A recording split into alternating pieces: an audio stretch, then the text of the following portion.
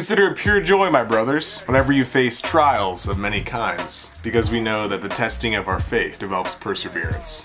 Okay, so I think the common belief and unfortunate misconception is that happiness and joy is the same thing. Whereas I think I've understood that happiness is dependent on your circumstances. However, joyfulness and being joyous is independent of your circumstances.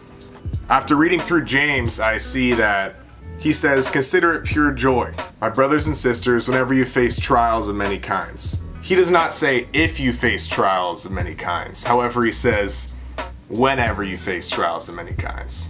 James knew that no matter what in our life, at some point, we're going to have to face trials and circumstances that are tough. However, there's character to be built from that. And it's our choice whether we're joyous in that. With my knee in a brace and my knee disabling me from doing some of the things that I want to do right now, I found it very difficult to be joyous a lot of the time. I understand now, reading through James, that we have a choice on whether we are being joyful or not. I have two friends. Both of them work at Starbucks. And one of them constantly complains about his work at Starbucks. They do the same thing, but one of them is constantly complaining about how he hates his work. He's never happy with it. He hates his coworkers. He doesn't like the leadership. Some of the things that should get done don't get done. And he is not joyful in his work as a barista. However, my other friend, he is working more hours at Starbucks than the other guy. And he keeps telling me that, yeah, man, it's, just a stepping stone. However, he said, I'm so fortunate to have this job at Starbucks. I'm learning a lot. There's a lot of difficulties with my coworkers, but we're figuring it out. And he's trying initiatives to solve problems in the workplace, and that looks good in front of his manager. Now, both of them are going through the same thing. However, one of them is choosing to be joyful.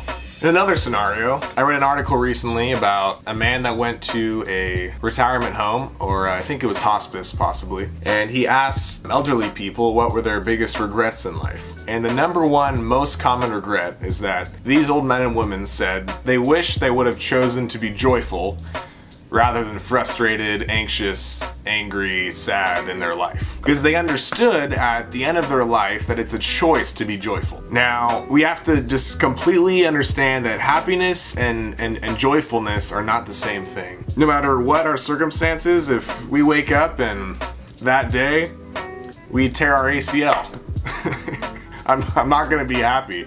But I said, you know what? Good. I can learn from this. I'm going to grow from this. I can be joyful in whatever I'm doing. Joy is always there inside of us, but it is our choice whether we let that flow and we accept that. The point of all this is not to pretend to be joyful whenever we face trials and are in pain, but just have a positive outlook about it. Because when I first started, I kept pretending and telling myself, yeah, I'm happy. No, I'm great. I am A-okay no matter what's going on.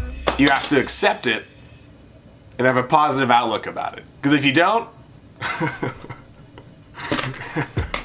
then you'll fall apart and go in a depressed state very quickly.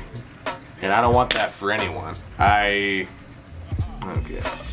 James is telling us to turn our hardships into a time of learning. By going through these hardships and trials, we are developing our perseverance and we are building character. And I think that's worth it. Aside from the Bible, I'm reading a book right now called Tools of Titans by Tim Ferriss. This book is a collection of the greatest lessons that Tim Ferriss has learned in his hundreds of podcasts that he's done with very interesting, successful, wise, wealthy people. And one thing I wrote down from the book is that he also says what I'm stating and what James is saying as well. He said the most important trick to be happy is to realize that happiness is a choice that you make and a skill that you develop. You choose to be happy and then you work at it.